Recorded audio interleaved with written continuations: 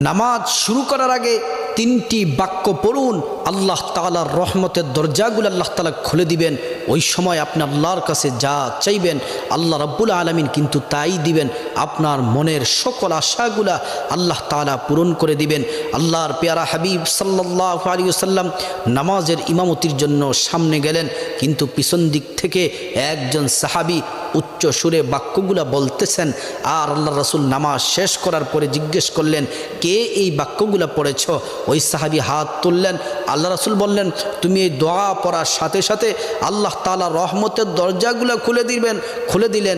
তুমি ওই সময় যা চাইবা দোয়াগুলা পড়ে আল্লাহ তাআলা তাই দিবেন। সকল আশাগুলো আল্লাহ তাআলা পূরণ করবেন।